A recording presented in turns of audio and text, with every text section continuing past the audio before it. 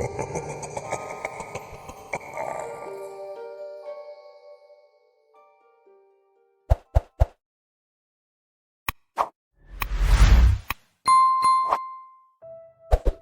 call came at 3:47 a.m. on a Friday. I remember staring at my phone's screen, watching my mother's name flash repeatedly as my bedroom filled with its harsh blue light. Even before I answered, I knew. Parents don't call at that hour to share good news. Jasper, my mother's voice cracked. Your father. He's gone. The next few days passed in a blur of funeral arrangements and condolences. Heart attack, they said, quick and unexpected. My father, Augustus Blackwood, had been found slumped over his desk in his study, his reading glasses still perched on his nose as if he'd simply fallen asleep while working. He was only 58. I hadn't been back to Raven Hollow in almost 5 years. The small Pennsylvania mining town seemed frozen in time, its gray buildings huddled beneath an equally gray October sky. Our family home on Corvus Lane looked exactly as I remembered it, the weathered Victorian with its steep roof and wraparound porch, where my father spent countless evenings in his rocking chair, listening to what he called the night songs of the surrounding forest. Mother couldn't bear to go through his things, so the task fell to me. I started with his study, that book-lined sanctuary where he spent most of his time when he wasn't away on his frequent business trips. The room still smelled of his pipe tobacco and old leather, and for a moment, I half expected him to walk in and ask why I was going through his papers. It was pure chance that I found it. I was removing books from the shelves, checking for anything tucked between them, when my elbow knocked against a panel that echoed hollow. A gentle push revealed it was loose. Behind it, built into the wall, was a small safe I'd never known existed. The combination took me 3 hours to crack. I tried everything I could think of: birthdays, anniversaries, significant dates. In the end, it was the numbers July 22nd, 13, which I recognized as the day I'd graduated college. My father had never been one for obvious displays of affection, but that combination spoke volumes. Inside the safe were dozens of micro-cassettes, meticulously labeled with dates spanning from 1985 to 2023. Each was numbered and organized chronologically, with my father's precise handwriting noting locations and case numbers. At the bottom of the safe was a leather-bound journal and a micro-cassette player that looked well used but carefully maintained. With trembling hands, I inserted the first tape, dated March 15, 1985. The whir of the machine seemed impossibly loud in the quiet study. Then my father's voice filled the room, younger, steadier than I'd ever known it, but unmistakably his. Field Report 001, Agent Augustus Blackwood reporting for the Helios Foundation for Dimensional Research. First day of assignment in Raven Hollow, Pennsylvania. Initial readings from the abandoned Crow's Deep mining and excavation sites show significant anomalies. Equipment is functioning within normal parameters, but there's something off about the electromagnetic frequencies around Shaft 7. Local residents report unusual phenomena, lights in the woods, strange sounds from the mine entrances, livestock acting erratically, standard haunting signs, except... There was a pause, and I heard paper rustling. Except nothing about this fits the usual patterns. The energy signatures are unlike anything in our database, and the missing persons reports. God, how did no one notice the pattern before? 23 people in 40 years, all within a 5-mile radius of Shaft 7. The official reports blame mining accidents, wild animals, or runaways, but...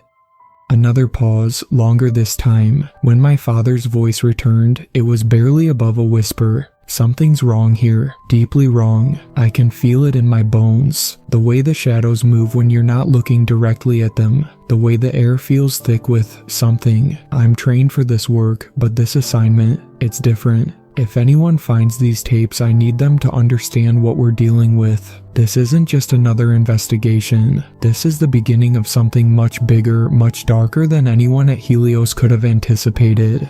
The tape clicked to a stop, and I sat in the growing darkness of the study, my father's words echoing in my mind. I looked at the dozens of tapes still waiting to be played, each one potentially holding another piece of a puzzle I never knew existed. Outside, the sun had set, and through the window, I could see the distant mountains where Shaft 7 had been sealed decades ago. As I watched, I could have sworn I saw something move in the shadows between the trees, something that didn't quite match the movement of the wind through the branches. I picked up the next tape with shaking hands. Whatever secrets my father had been keeping, whatever horrors he'd discovered in those mines, I needed to know the truth. Even if that truth would change everything I thought I knew about my family, about Raven Hollow, and about the nature of reality itself. The next few tapes documented my father's initial investigations throughout 1985 and 1986. Each recording revealed a man I never truly knew, methodical, observant, and increasingly troubled by what he was discovering in Raven Hollow. Field Report 007, April 30th, 1985. The electromagnetic disturbances continue to intensify around Shaft 7. Today's readings were off the charts. The kind of numbers we'd expect to see during a major geomagnetic storm, except it's completely localized to the mine entrance. The equipment's been triple checked. These readings are real. Local witnesses report seeing strange lights near the sealed entrance last night. Ruby Thorne, age 72, claims she saw what she described as ribbons of purple fire dancing around the mine's entrance at approximately 9:15 p.m. Her account matches 3 other independent reports from the past month. The consistency is troubling. The Helios Foundation's archives show no precedent for this type of phenomenon. The closest comparison would be the Dunwich incident of 1962, but even that didn't exhibit this specific pattern of. The recording cut off suddenly with a burst of static, then resumed several seconds later. My father's voice had changed, becoming tighter, more controlled. Something just happened. The temperature in the observation post dropped at least 15 degrees in a matter of seconds. The monitors, every single one of them just spiked simultaneously, and there was a sound. God, how do I even describe it? Like 1,000 voices whispering in a language that human vocal cords couldn't possibly produce. I'm going to attempt to approach the mine entrance. Standard safety protocols are in effect. If anything happens.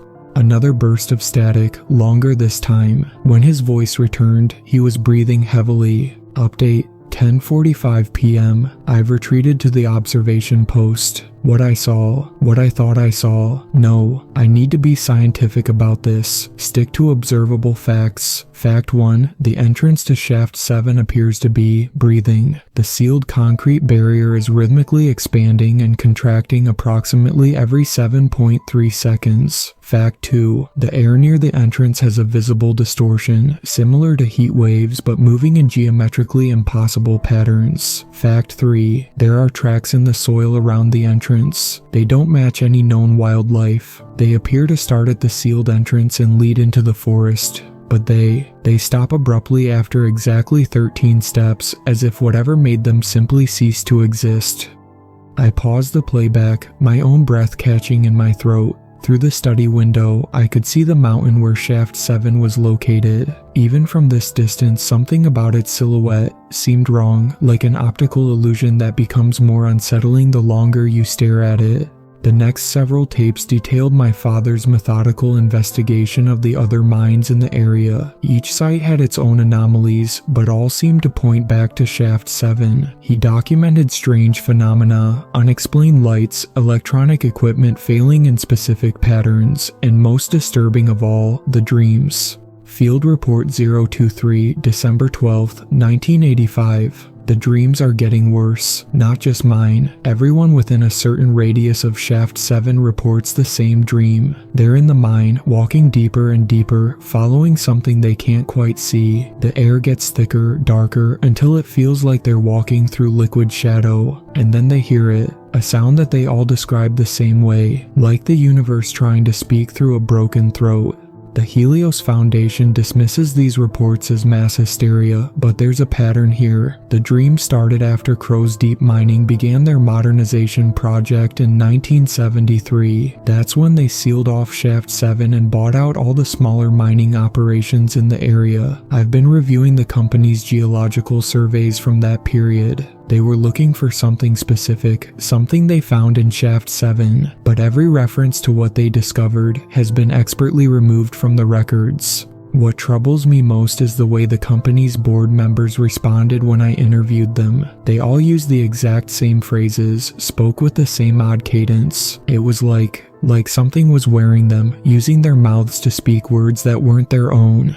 The tape continued with detailed descriptions of electromagnetic readings, temperature fluctuations, and other technical data, but what caught my attention was a note in my father's journal corresponding to this date.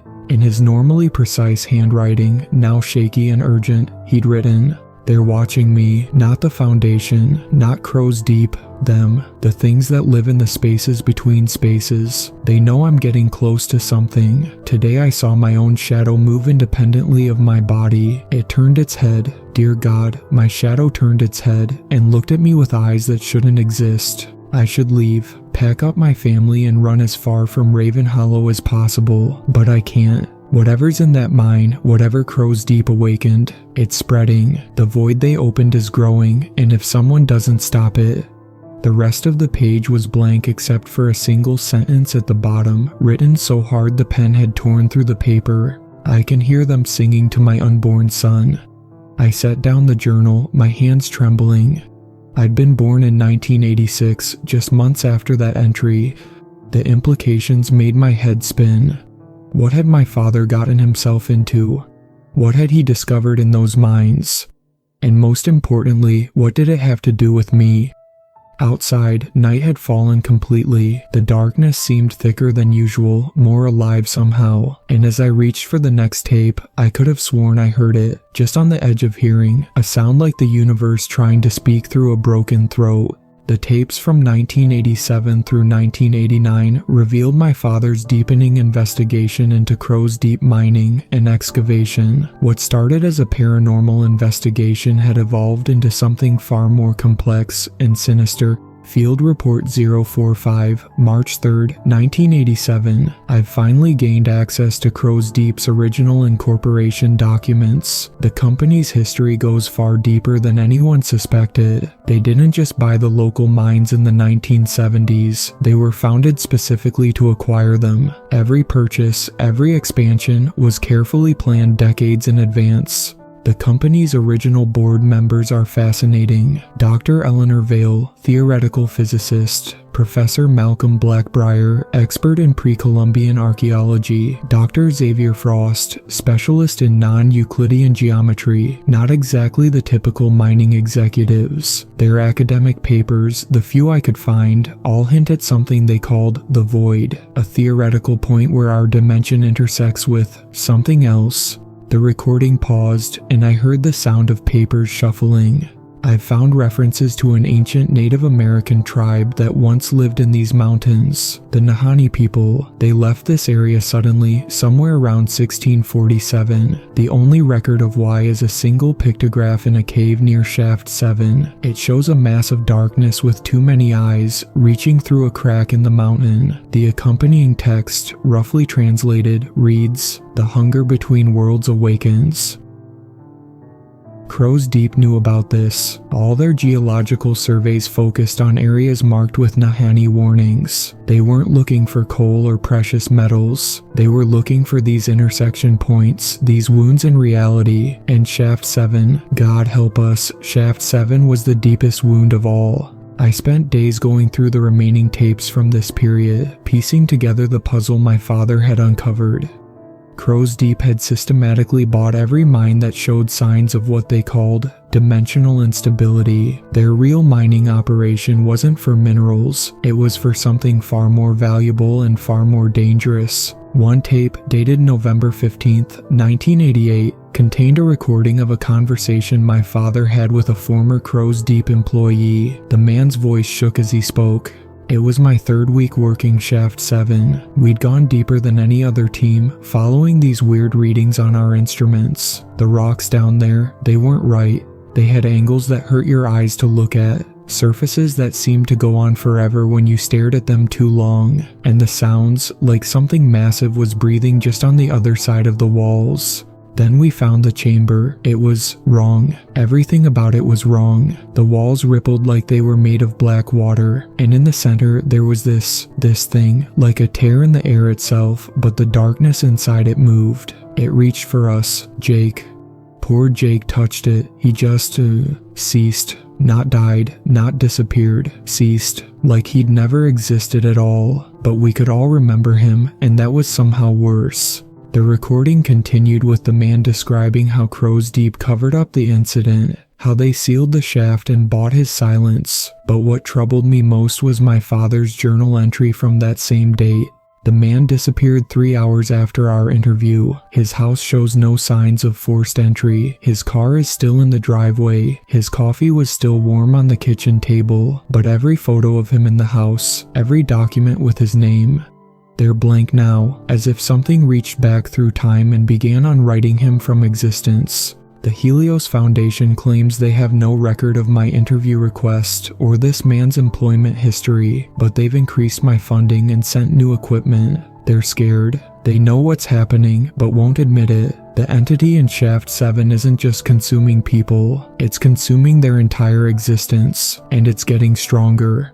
I found myself compulsively checking old family photos after reading that entry. They were all intact, thankfully, but something about them seemed different now. The shadows in the background appeared deeper, more defined. And in one photo from my 10th birthday, I noticed something I'd never seen before. A dark shape in the window behind our family, watching us with what looked like dozens of tiny points of light.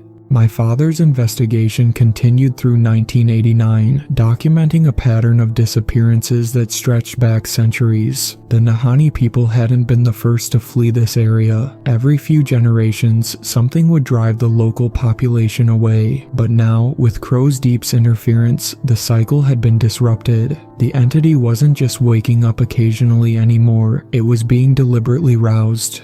The final tape from this period, dated December 31st, 1989, contained my father's most troubling discovery yet.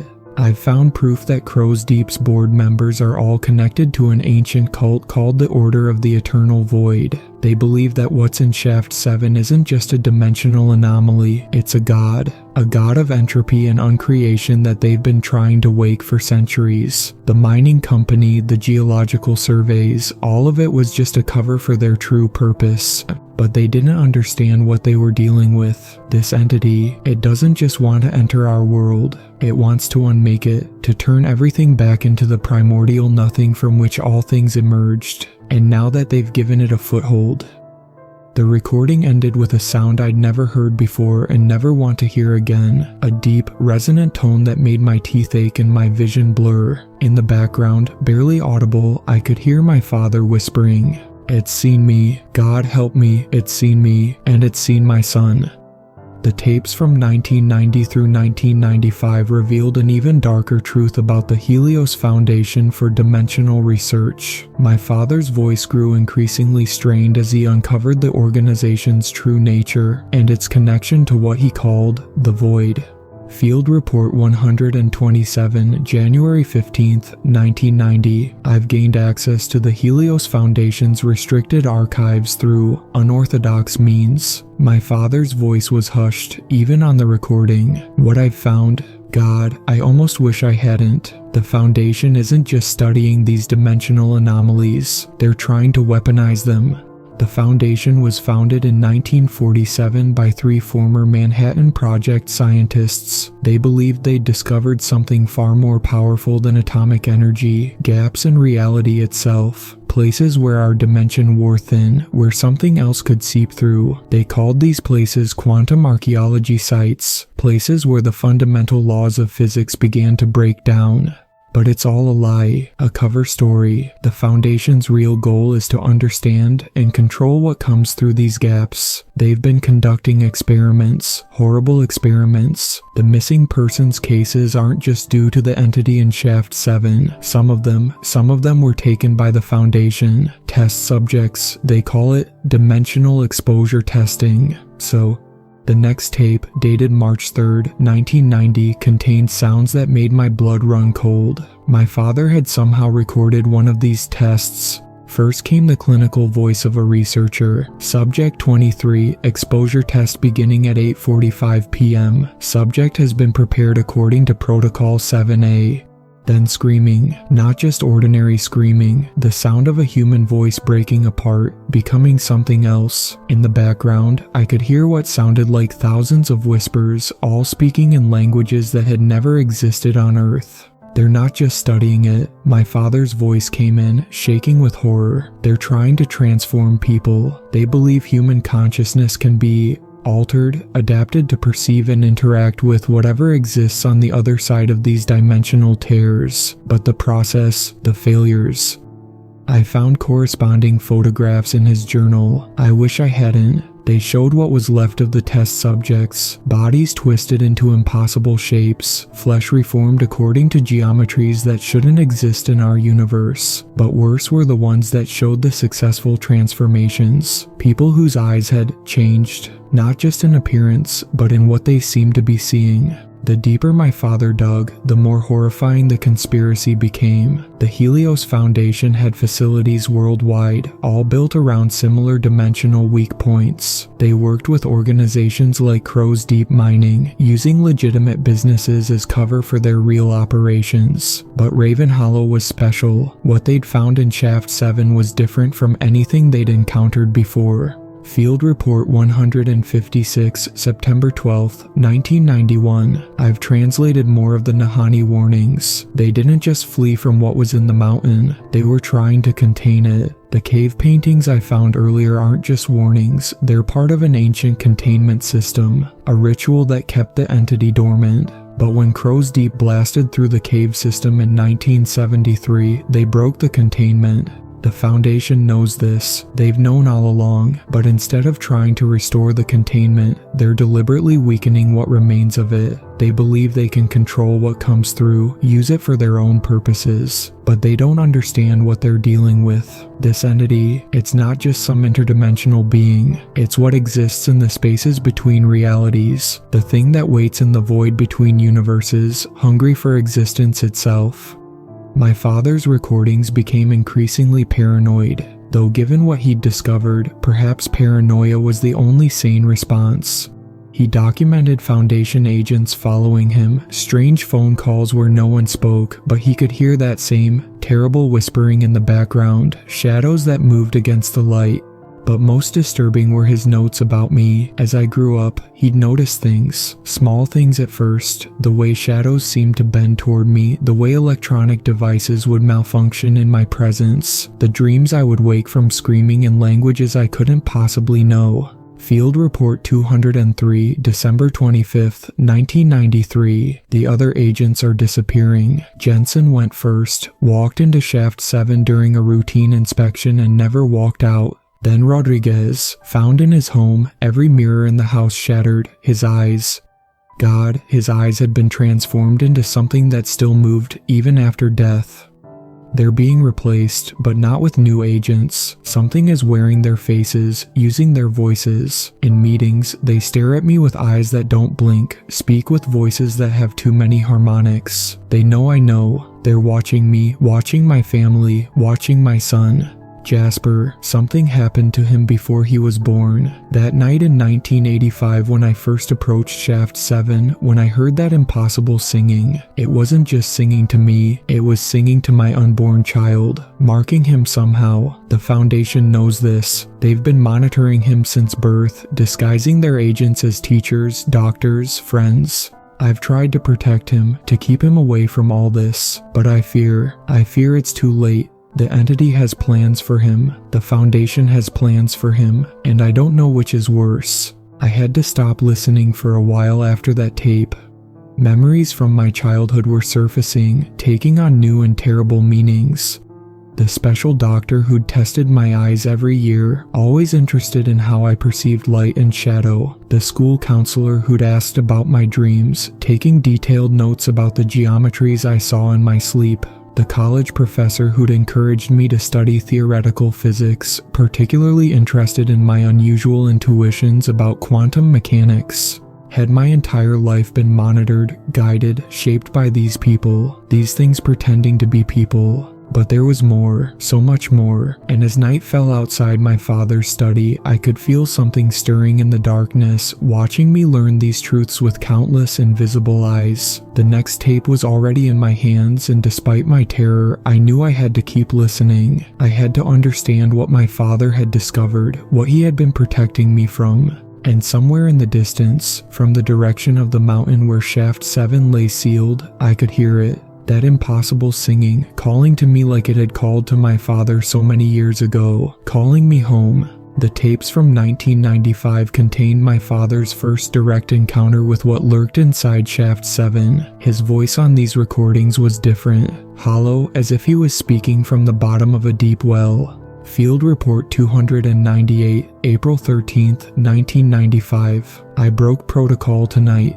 Entered Shaft 7 without Foundation authorization or backup. I had to know, had to see for myself what we've been communicating with all these years. The descent was wrong. Every step felt like walking through thick syrup, but it wasn't anything physical slowing me down. It was reality itself becoming viscous, resistant to human presence. The deeper I went, the more the walls shifted. Not just the usual mind settling. They rippled like black water, reflecting things that weren't there. At first, I thought the shadows were just tricks of my flashlight, but then I realized they were moving against the light, flowing upward, combining, forming shapes that hurt my mind to look at. And the eyes. God, the eyes. They opened in the darkness like stars being born, but stars that looked back, that understood.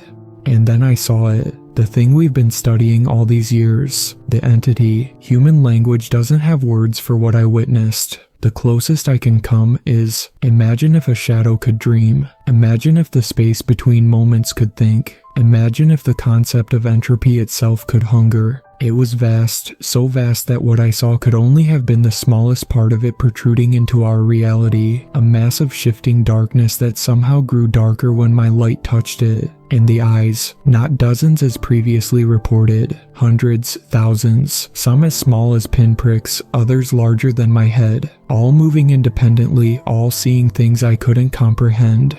But worse than the sight was the knowledge it gave me. The moment it noticed me, it communicated, not with words or thoughts, but with pure understanding downloaded directly into my mind. I saw what it was, what it wanted, where it came from. It showed me the space between universes, the void where reality breaks down, showed me that what we think of as existence is just a thin film on an infinite ocean of otherness, and it is what swims in that ocean, what hunts there, what hungers for the light and warmth of ordered reality.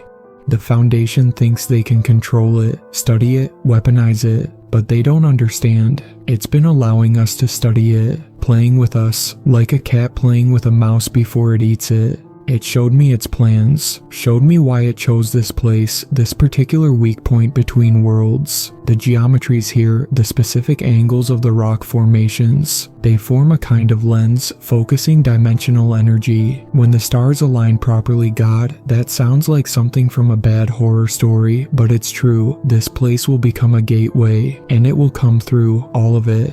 But it needs an anchor, something to hold the gateway open, something that exists in both realities at once. That's what the Foundation's experiments were really about. Creating hybrid beings, humans transformed by exposure to the entity, but none of them worked. None of them survived with their minds intact. None except...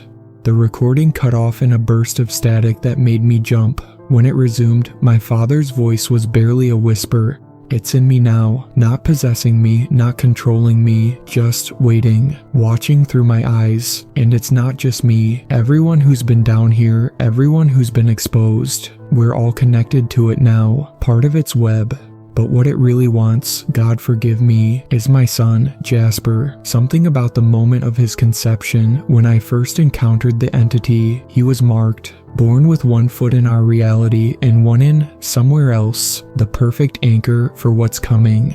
The Foundation knows this. They've been guiding his development, nurturing his potential, every coincidence in his life, every major decision, all orchestrated to prepare him for his role. And God help me, I've been part of it, protecting him, yes, but also watching him, monitoring his development for them. The entity showed me what will happen if their plan succeeds. I saw the world unmade, reality unraveled like a sweater with a loose thread, and my son, my beloved son, will be the thread they pull. The recording ended with a sound that I can only describe as reality hiccuping. For a fraction of a second, the air itself seemed to stutter, and in that moment, I saw something. A vast dark shape moving behind the fabric of the world, watching me with countless eyes. I stumbled to the window, gasping for air. Outside, the night had grown impossibly dark. The street lights were on, but their light seemed to curve around certain patches of shadow, as if those pieces of darkness were too heavy for light to penetrate. And there, in the distance, I could see the outline of the mountain where Shaft 7 waited. Had it always been that shape? Had it always looked so much like a massive, half-buried face, its mouth a sealed entrance to the mine? I turned back to the stack of remaining tapes with trembling hands. Part of me wanted to run, to leave this all behind, but I could feel it now, the weight of countless eyes watching me, waiting to see what I would do. And deeper than that, a kind of hunger, not for food or power, but for reality itself. The next tape was already in my hands, and somewhere deep in my mind, in places I hadn't known existed, I could hear that impossible singing growing louder. The tapes from 1996 through 2000 revealed the devastating toll my father's investigation took on our family. His voice grew increasingly haggard, haunted not just by what he'd discovered, but by the choices he'd been forced to make. Field Report 342, January 7th, 1996. The changes are becoming more noticeable. Madeline, my wife, she knows something's wrong. How could she not? The nights I wake up screaming, speaking in tongues that human mouths shouldn't be able to form. The moments she catches me staring at our son with that other awareness behind my eyes. Jasper is 10 now, the age of wonder they call it. But his wonder, it's taking forms that terrify me. Yesterday I found him in the backyard, surrounded by dead birds. Not killed, they'd just fallen from the sky around him as he played. He looked up at me with such innocence and said, "Dad, they wanted to show me what's on the other side of the sky." The foundation is pleased with his development. Dr. Thorne, his special pediatrician, reports that his neural patterns are evolving exactly as predicted. They've registered dimensional harmonics in his brain waves that match precisely with the frequencies emanating from Shaft 7. What kind of father am I, allowing this to continue? But what choice do I have? If I try to run, to take him away, I've seen what happens to agents who try to leave the Foundation. What was left of Agent Kessler's family after they tried to escape? The way reality itself seemed to reject them, pieces of their existence just flaking away. I remembered Dr. Thorne, the kindly woman with silver hair who'd tested my eyes every year. But now other memories surfaced. The way shadows always seemed darker in her examination room, the strange instruments that hummed at frequencies that made my teeth ache, the questions that probed not just my vision but my dreams, my perceptions of space and time. The next tape was dated 6 months later, and my father's voice had a new edge of desperation. Field Report 367, June 15, 1996. The incident at Jasper's school can't be covered up much longer. 3 children hospitalized with unexplainable symptoms after playing with him at recess. Their shadows aren't behaving correctly anymore. They move when the children don't, reaching for things that aren't there. The Foundation sent a cleanup team, altered records, modified memories, but the truth is getting harder to contain. Reality itself seems to bend around my son. Physical laws become suggestions in his presence. Yesterday his teacher called in a panic because during math class, the numbers on the blackboard began rearranging themselves into equations that hurt to look at. Calculations and base systems that don't exist in our universe. And the dreams, God, his dreams are leaking into the real world now. We find impossible objects in his room after he sleeps. Things with angles that can't exist. Toys that seem to be made of solidified shadows. His mother tried to touch one yesterday. Her fingers. They passed through it, and for a moment, I saw them exist in multiple dimensions at once, splitting into fractal patterns of possibility. The recording cut off in a burst of static, then resumed several hours later. My father's voice was thick with tears. Madeline is in the hospital. They're calling it a nervous breakdown, but I know better. She saw something in Jasper's room, something that was wearing our son's face, but wasn't him. Not entirely. When I found her, she was curled in the corner, repeating the same phrase over and over. His eyes. He has eyes inside his eyes, inside his eyes. The foundation has arranged for her to receive special care at their private facility. They say they can help her forget what she saw, modify her memories like they do with all the other witnesses. But I know the cost of that kind of forgetting. Each time they erase a memory, they erase a piece of the person's soul along with it. What's worse is Jasper's reaction. He isn't upset or scared. He just nodded when I told him his mother was sick and said, "She saw what I'm becoming, didn't she, Dad? She saw what they want me to be." God help me, but sometimes when he talks like that, I don't see my son anymore. I see what the entity showed me in Shaft 7, that vast, patient darkness waiting to pour itself into our world through the vessel we've unknowingly prepared for it. More tapes followed, documenting my mother's treatment and eventual return home, but she was never the same after that.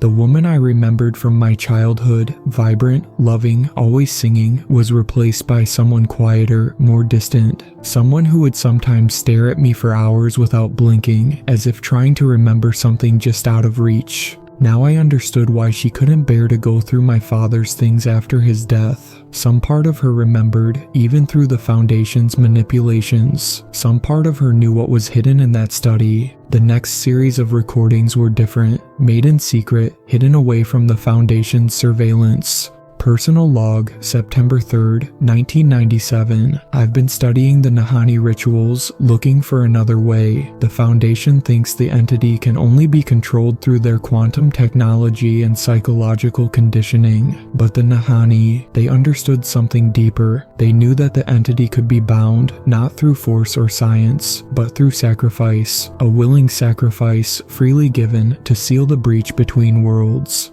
I've found references to a ritual in their cave paintings, a way to close the gateway permanently, but the cost, God, the cost is unthinkable. It requires someone connected to both realities, someone marked by the entity but still anchored in humanity. It requires their complete surrender, not just body and mind, but their entire existence, retroactively erased from reality itself. I can't let them use my son, can't let him become their gateway to unmaking creation, but the alternative, to perform the ritual myself, to unmake my own existence. What would that do to him? To grow up without a father, never knowing why I disappeared, never understanding the sacrifice.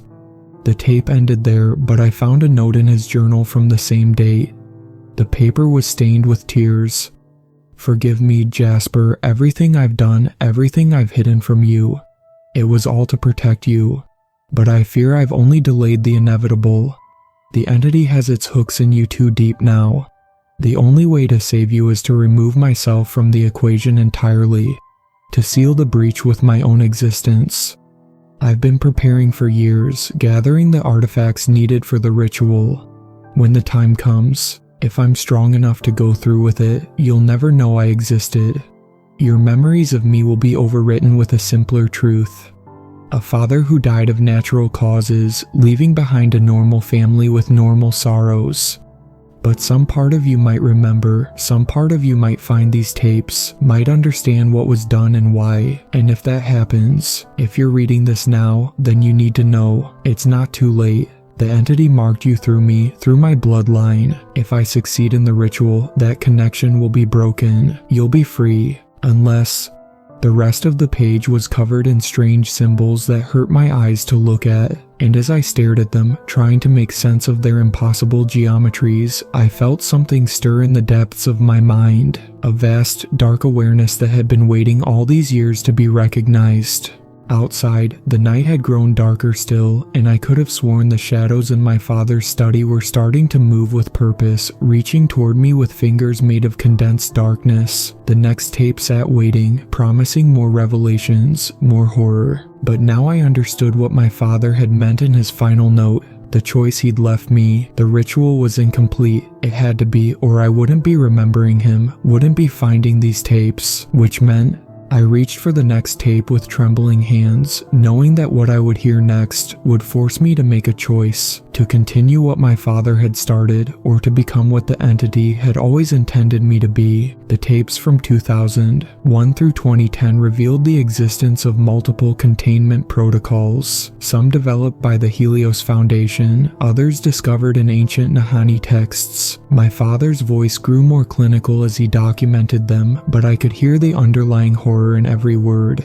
Field Report 521, March 15, 2001. The Foundation's attempts at containment are failing. Their quantum barriers, designed to isolate Shaft 7 from our dimension, require constant maintenance. Each barrier operates on principles that violate the basic laws of physics, creating what they call reality anchors, points where our universe's natural laws are artificially reinforced to resist the entity's influence. But the cost of maintaining these barriers is grotesque. Each anchor requires a human consciousness to power it. The Foundation calls them dimensional resonators, volunteers who agree to have their minds permanently linked to the barrier system. They're kept in suspension tanks in a facility beneath the mountain, their brains interfaced with quantum computers that use their consciousness as a sort of reality lubricant. I've seen them, God help me, I've seen what's left of them. They're technically still alive, but their minds are spread across multiple dimensions at once. They experience every possible version of reality simultaneously. Most go insane within the first week. The lucky ones lose their minds completely. The others, they become something else, something that can perceive and process realities that human consciousness was never meant to comprehend. The Foundation goes through dozens of resonators each year. They recruit them from psychiatric hospitals, homeless shelters, prisons, anywhere they can find people who won't be missed. They offer them money, treatment, a chance at a better life. They don't tell them that their consciousness will be used to oil the gears of reality itself. I found diagrams in my father's journal showing the barrier system's layout. Concentric rings of quantum technology and mystical symbolism, each powered by human suffering. But what troubled me most were his notes about the system's degradation. Personal log, June 7, 2002. The barriers are failing faster than ever. Each failure requires more resonators, more human minds fed into the machine. But it's not just the number of failures that's increasing, it's the nature of the failures themselves. Reality around Shaft 7 is becoming unstable. We've recorded time dilation effects, spatial anomalies, and most troubling of all, consciousness bleed. The resonators' minds are leaking. Their experiences, their memories, their nightmares, all of it is seeping into the local consciousness field. People in Raven Hollow are starting to dream their dreams. Children wake up screaming about experiencing every possible death simultaneously. Adults report memories of lives they never lived, all centered around that damned mine. The entity is using the resonator's fractured minds as a bridge, pushing its influence through the very system designed to contain it.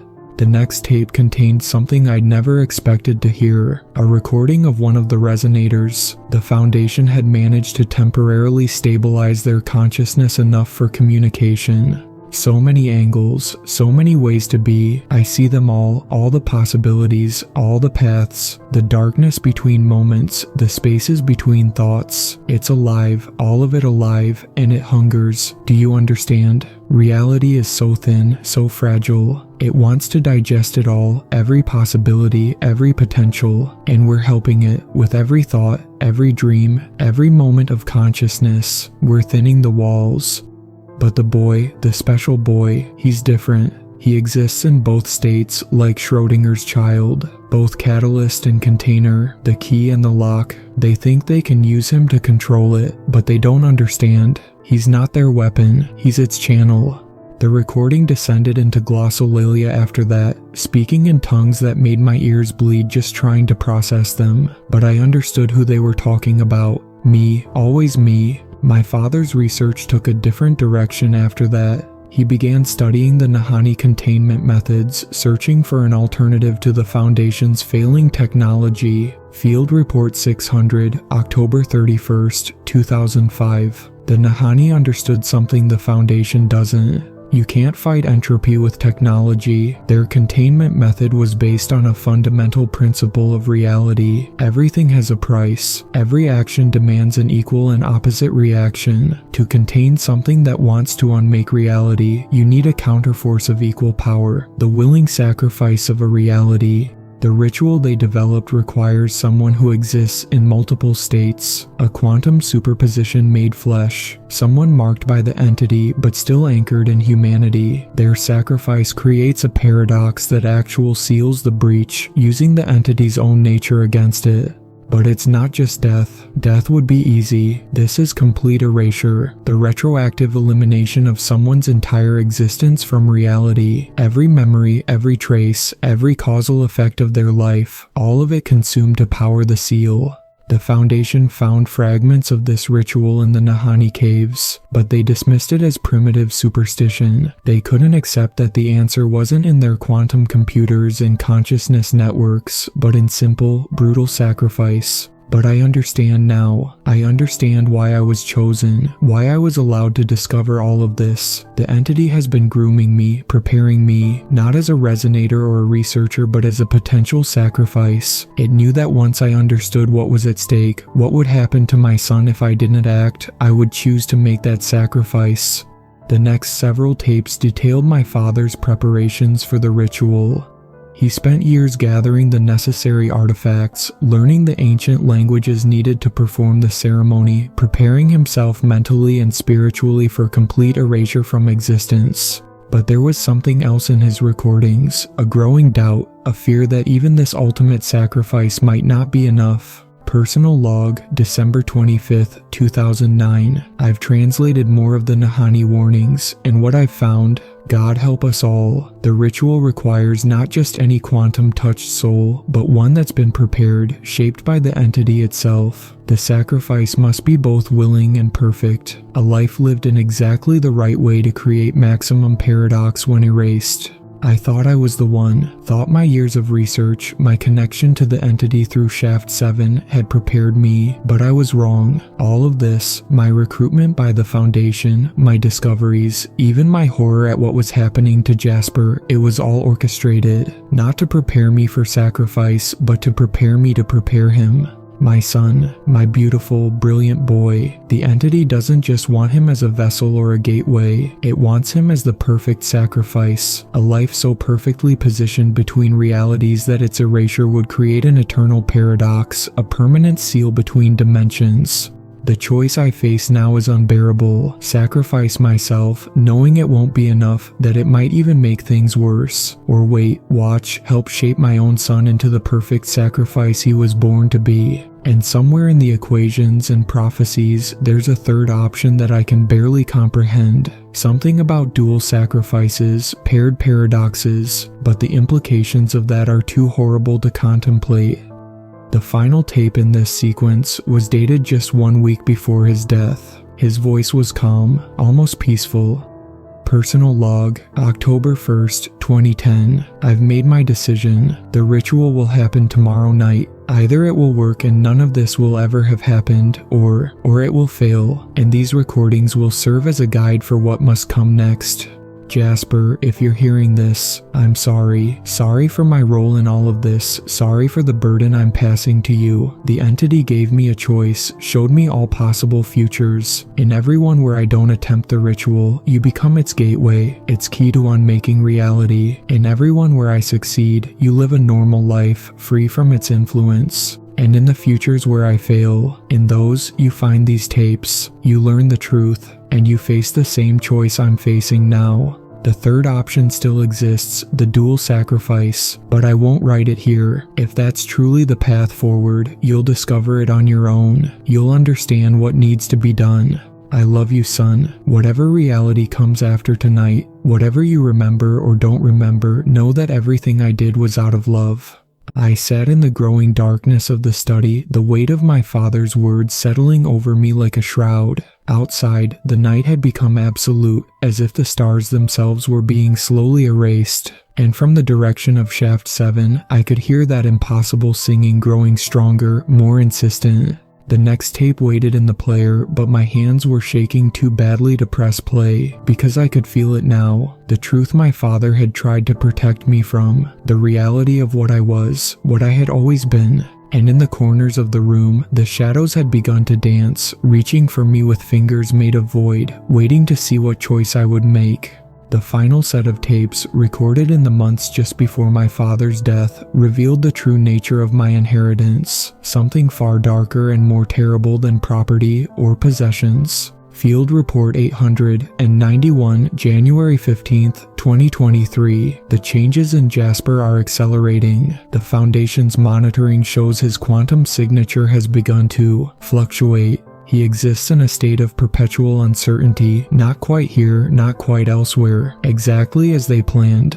Last week, one of their observers reported seeing him in 2 places simultaneously, not just glimpses or reflections. He was provably, measurably present in 2 locations, carrying out different actions, holding different conversations. When the timelines merged, he retained memories from both instances. He thought they were just vivid daydreams. The entity's influence grows stronger every day. His dreams are becoming more coherent. He's not just experiencing random nightmares anymore. He's receiving information, education. The entity is teaching him about his true nature, preparing him for what he'll become, or what he's always been. I found myself remembering those daydreams. Moments when I'd seem to live multiple versions of the same day, making different choices, speaking to different people. I'd blamed it on an overactive imagination, on stress, on anything but the truth. The next recording was different, made on his personal recorder, hidden away from the Foundation's archives. Personal log, March 3rd, 2023. I watched my son today, really watched him. The way shadows curl around him like loving pets. The way light seems to bend in his presence, creating halos of impossible colors. The way reality itself seems to accommodate him, shifting and adjusting to make space for something that shouldn't exist in our universe. He's learned to hide it, to appear normal, but sometimes, when he thinks no one's looking, I catch glimpses of what lies beneath that carefully maintained facade. His edges become uncertain. His movements leave trails in reality, like afterimages that show where he exists in other dimensions. The Foundation thinks they created this, that their careful manipulation of his development shaped him into their perfect quantum vessel, but they don't understand. He wasn't made, he wasn't created or shaped or transformed. He's always been this way. The entity chose him before he was born, reached across dimensions to touch him in the moment of his conception. I found his childhood drawings today, hidden in a box in the attic. Things he drew when he was too young to know better than to show what he really saw. The pictures, God, the pictures, geometries that shouldn't exist, creatures with too many angles, too many eyes, and everywhere in every drawing, shadows with stars for eyes, watching, waiting, teaching. I remembered those drawings, remembered my mother's face when she saw them, the way she'd quickly hidden them away, remembered the art therapist the Foundation had sent to help me draw normal things instead. The next tape contained something unexpected, a recording of me, age 6, talking in my sleep. The spaces between spaces are full of eyes and hunger and knowing. They sing to me, Daddy. They sing about what I am, what I'll be. The angles are all wrong, but they're also right. Reality is so thin here, so easy to fold. Like paper, like skin. They show me how to fold it, how to make new shapes out of what is. The darkness isn't empty, Daddy. It's full of possibility. My father's voice came in, shaking. This is the 18th night he's spoken in his sleep. Each time, the information becomes more coherent, more structured. He's not just receiving random impressions anymore. He's being educated, prepared. The entity is teaching him its language, its mathematics, its understanding of reality. The Foundation monitors these episodes with great interest. They think they're witnessing the development of a weapon, a tool they can use to control the entity, but I've seen the equations, the predictions. They've got it backwards. The entity isn't being controlled, it's creating its perfect vessel, a being that exists in all possible states simultaneously, that can serve as both key and lock, both gateway and seal. The next several recordings documented my development through the years, incidents I'd forgotten or suppressed, moments when the facade of normality had cracked. The time in high school when I'd gotten angry during a physics test, and all the numbers on the page had rearranged themselves into equations that proved the fundamental laws of reality were more like suggestions. The girlfriend in college who'd fled in terror after seeing my shadow move independently, reaching for her with hands made of condensed darkness. The job interview where I'd accidentally answered the interviewer's questions before she'd asked them, experiencing the entire conversation in all possible variations simultaneously. But most disturbing were my father's notes about the changes in his own perception of me. Personal log, June 7th, 2023. I can't look at him directly anymore, not because I'm afraid, but because he's becoming impossible to perceive properly. My mind tries to process what it's seeing, but the information contradicts itself. He exists in too many states at once. When I do manage to focus on him, I see variations, versions of him layered over each other like transparent photographs. In some, he's smiling. In others, his face is arranged in geometries that human faces shouldn't be capable of. And behind all of them, something else looks out through his eyes, something vast and dark and patient. The Foundation's latest tests confirm what I feared. His quantum signature is becoming more complex, more entangled with the entity's own pattern. They think this is proof their program is working. They don't understand that they're not changing him. They're just witnessing his true nature emerging, like a butterfly from a chrysalis. But this metamorphosis, it's not just physical or mental. Reality itself is changing around him, adapting to accommodate something that exists in more dimensions than our universe has room for. The space around him is becoming uncertain, malleable. Dreams and possibilities leak through when he's nearby. Today, I watched him absent-mindedly fold a paper crane, except the crane had too many wings, folded through dimensions that shouldn't exist. When he released it, it flew away through a corner of the room that suddenly had angles that hurt to look at. I found it later in my study, except it wasn't paper anymore. It was made of solidified shadow, and it moved on its own, and its wings opened onto spaces that shouldn't exist. The final personal log, dated just days before his death, contained a warning. Jasper, if you're hearing this, then the ritual failed. Or perhaps it worked exactly as intended, leading you here to this moment, to this choice. The entity showed me possibilities, you see, so many possibilities. And in every one where you find these tapes, where you learn the truth, you face a decision. You can embrace what you are, become the gateway they've prepared you to be, let the entity through, let it unmake reality and rebuild it in its own image. The Foundation thinks they can control this process, use you as a weapon. They're wrong, they're so wrong. Or you can follow my path, try the ritual, sacrifice yourself to seal the breach. But know this, your sacrifice would be more powerful than mine could ever be. You're what the Nahani texts called a perfect paradox, a being whose very existence defies the laws of reality. Your willing sacrifice would create a seal that could last for eternity. But there's a third option, one that the entity fears, that the Foundation hasn't discovered. In the oldest Nahani caves, behind symbols that drive men mad, I found references to a dual sacrifice, a paradox paired with its own solution. A father and son, both touched by the void, both choosing to end their existence simultaneously across all possible timelines. The choice is yours now. The entity is patient.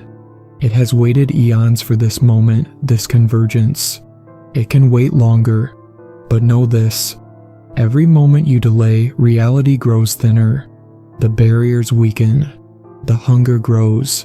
And somewhere in the darkness between moments, something vast and patient watches, waiting to see what its perfect creation will choose to become.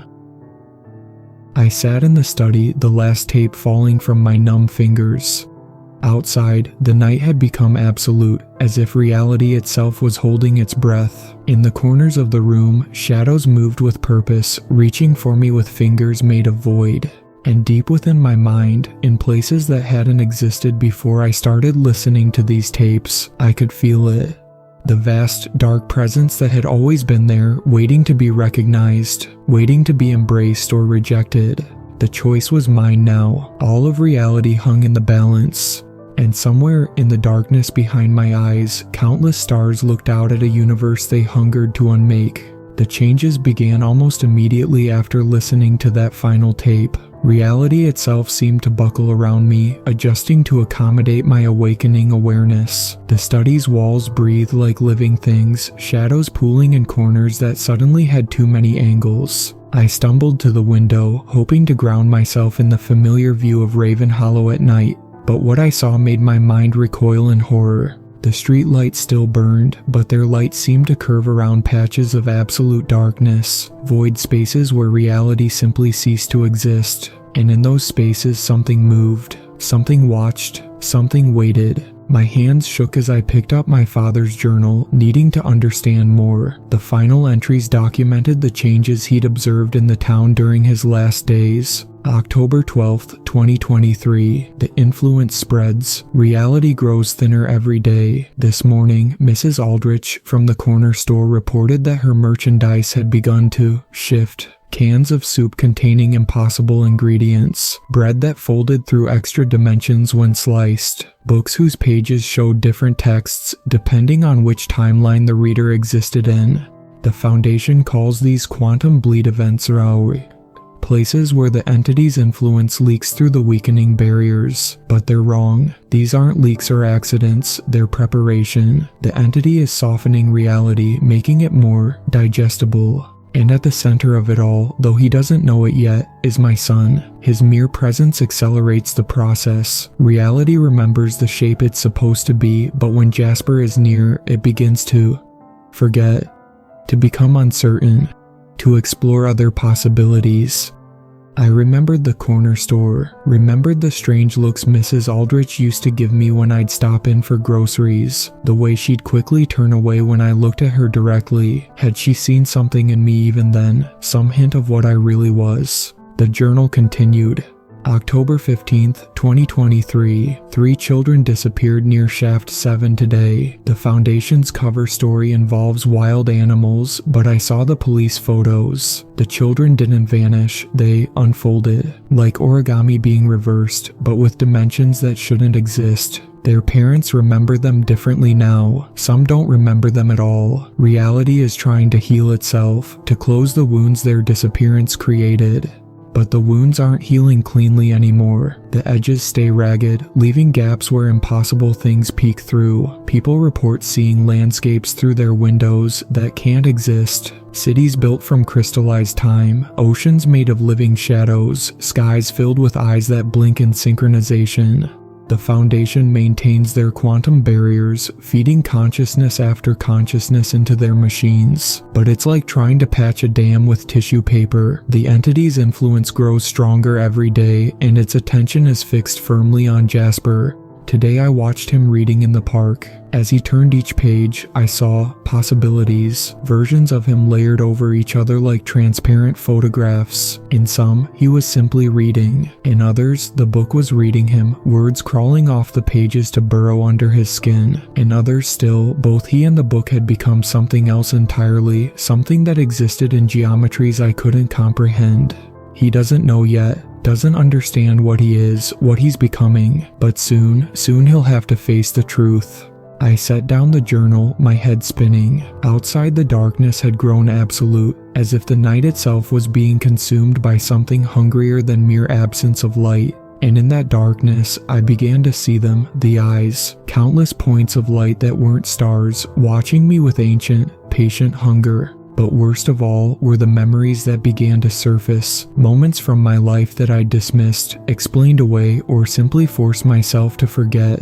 The time in graduate school when I'd become frustrated with a particularly difficult physics problem, and for a moment, the laws of mathematics had become suggestions. My equations had worked, had predicted impossible things because in that moment, those impossibilities had been true. The girlfriend who'd left me after claiming she'd seen my shadow eat other shadows, reaching out with hands made of condensed darkness to pull them into itself like a hungry thing consuming prey. The job interview where I'd experienced the entire conversation in all possible variations simultaneously, answering questions that hadn't been asked yet in the timeline where they eventually would be. And now, sitting in my father's study with the weight of revelation crushing down on me, I could feel myself beginning to shift. My edges became uncertain, my form beginning to exist in multiple states simultaneously. I raised my hand and watched as it multiplied, each version slightly out of phase with the others, each performing slightly different actions in slightly different realities.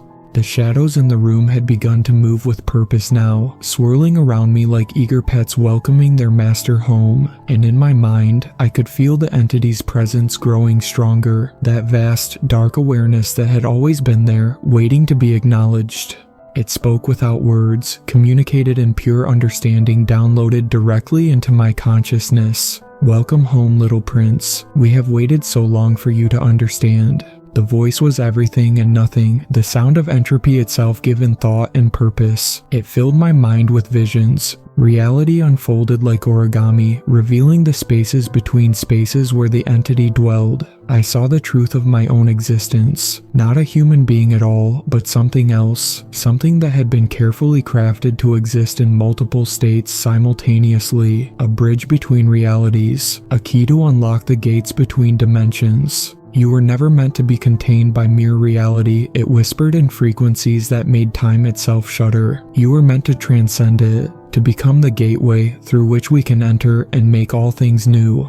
The walls of the study began to ripple, angles shifting into configurations that shouldn't be possible. Books fell from their shelves, their pages opening onto spaces that couldn't exist, releasing words that crawled like insects made of living shadow. And through the window, I could see it happening across all of Ravenhollow. Reality was coming undone, fraying at the edges like a tapestry being unraveled. The quantum barriers that had contained the entity for so long were finally failing, their human batteries burning out in synchronized agony. In the distance, Shaft 7 pulsed with dark purpose, its sealed entrance now a mouth opened in a silent scream. The entity's influence poured from it like visible darkness, reaching out to remake the world in its image. I could feel my father's ritual notes burning in my pocket, the instructions for how to stop this, how to seal the breach permanently with the sacrifice of my own existence. Or perhaps with the dual sacrifice he'd hinted at, a paradox paired with its own solution.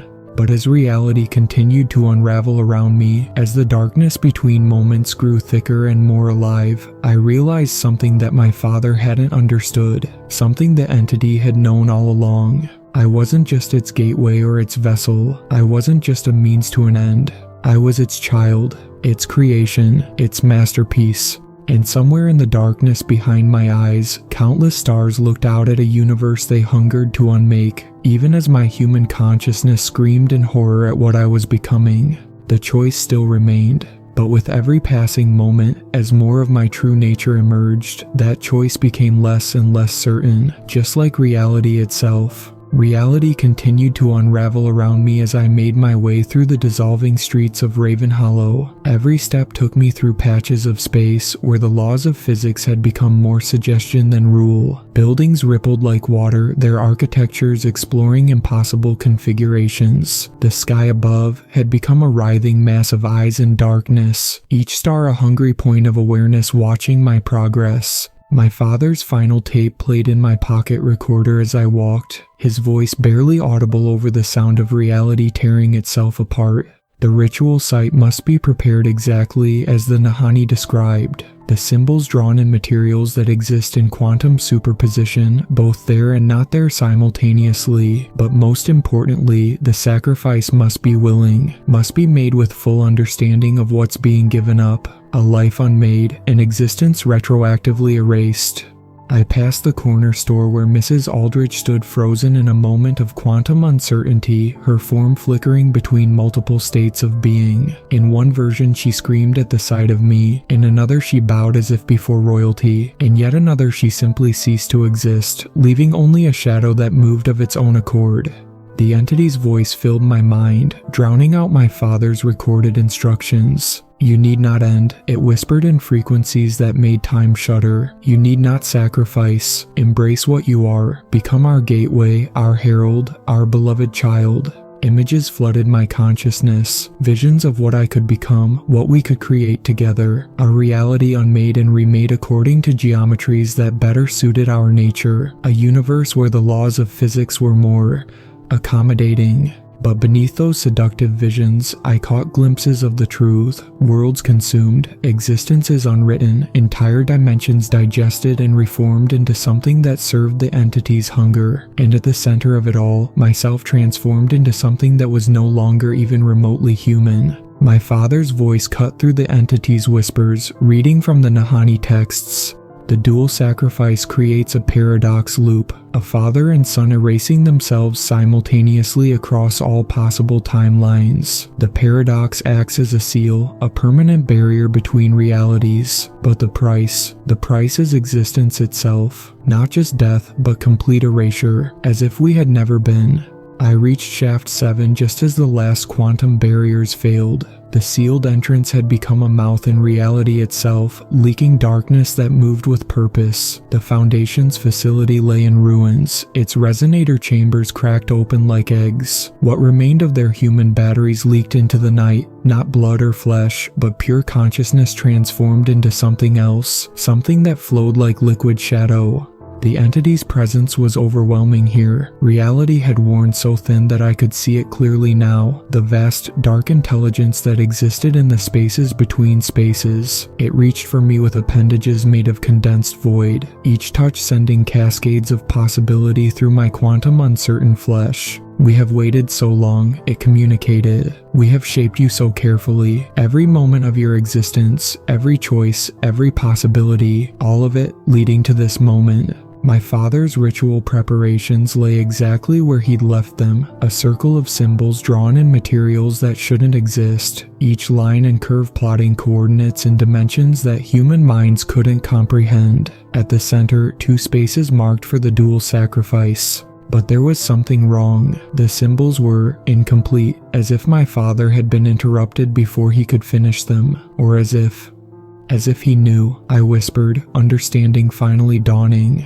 He knew he couldn't complete the ritual alone, knew his sacrifice wouldn't be enough. He left it unfinished on purpose, left the tapes for me to find, knowing that only together. Yes, the entity pulsed with something almost like amusement. He understood, too late. The ritual requires both sacrifices to be willing, both participants to be fully aware. He could not complete it alone, and now he's dead, I said. His existence already ended. The dual sacrifice is impossible. Come, child, accept your true nature, become what you were always meant to be. The darkness reached for me again, and this time I didn't pull away. I let it flow through me, let it show me the full truth of my existence. I saw myself as I really was, a being of pure quantum uncertainty, existing in all states simultaneously, the perfect bridge between realities. But as the entity's awareness flooded my consciousness, I saw something else, something it didn't intend me to see, a truth hidden in the very nature of my existence. My father wasn't gone, not completely. The very fact that I remembered him, that I had found his tapes and understood their message, meant that his sacrifice was incomplete. He existed in a state of quantum uncertainty, both gone and not gone, his existence both erased and preserved through my memories of him. And in that moment, I understood what had to be done. "You're right," I told the entity. "The dual sacrifice is impossible now. But what about a paradox loop? A sacrifice that both succeeds and fails simultaneously?" I stepped into the ritual circle, my form beginning to blur as I existed in multiple states at once. Behind me, the entity's vast presence pulsed with sudden uncertainty. "Wait," it commanded. "What are you?" "My father's sacrifice created a quantum uncertainty," I said, my voice taking on harmonics that shouldn't exist. "He both exists and doesn't exist depending on whether I remember him or not. And I am uncertainty given form, a being capable of existing in all states simultaneously." The symbols around me began to glow with impossible light as understanding flooded through me. This was what my father had prepared me for. Not to complete his ritual, but to transform it into something else entirely. I choose to sacrifice myself, I declared. But not just myself, all possible versions of myself across all possible timelines. And in doing so, I choose to both remember and forget my father, to make his sacrifice both complete and incomplete simultaneously. No. The entity's denial shook reality itself. You cannot. But I could. I was the perfect paradox, a being born of both reality and void, capable of maintaining multiple contradictory states simultaneously. My sacrifice wouldn't just seal the breach, it would create a permanent paradox loop, an eternal moment of quantum uncertainty that would serve as a barrier between realities. The ritual circle erupted with power as I began the incantation. Reality itself began to fold around me, origami-like, creating geometries that shouldn't exist. I could feel myself beginning to unravel, my existence becoming uncertain on a fundamental level. The entity fought back, trying to maintain its hold on me, but with every word of the ritual, every symbol activated, its influence grew weaker. The paradox loop was creating a barrier it couldn't cross, a wall made not of energy or matter, but of pure quantum uncertainty. As my consciousness began to fade, spreading across multiple timelines and possibilities, I caught one final glimpse of what I had created. A perfect paradox, a moment frozen in eternal quantum uncertainty, a father's sacrifice both complete and incomplete, remembered and forgotten, a son who both existed and didn't exist, whose very uncertainty served as an eternal lock between realities. The entity's vast presence receded, trapped behind a barrier it couldn't breach, because the barrier itself existed in a state of permanent uncertainty, both there and not there simultaneously. My last thought, as reality reformed itself around the paradox I had become, was a message to my father echoing across all possible timelines. We did it, Dad. We found the third option, not a dual sacrifice but a quantum paradox, a father's love both remembered and forgotten, a son's existence both sacrificed and preserved, an eternal moment of uncertainty sealing the breach forever. And then, the rest of this document appears to exist in a state of quantum uncertainty, simultaneously containing and not containing an ending. The final pages seem to shift and change with each reading, sometimes describing a complete resolution, sometimes trailing off into impossibility, sometimes suggesting that the story itself is part of the paradox loop, existing in multiple states simultaneously. The only constant is a single line, written in a hand that both does and doesn't exist. In the end, it wasn't about choosing between existence and non-existence. It was about choosing to exist in uncertainty, to become the very paradox that would keep the darkness at bay. A sacrifice that both was and wasn't. A story that both ends and doesn't end. A reality that remains safely uncertain. And somewhere in a town that both does and doesn't exist, shadows still move when no one's watching, and if you listen carefully on quiet nights, you might hear impossible songs echoing from a sealed mine shaft, or you might not. After all, that's the nature of paradox.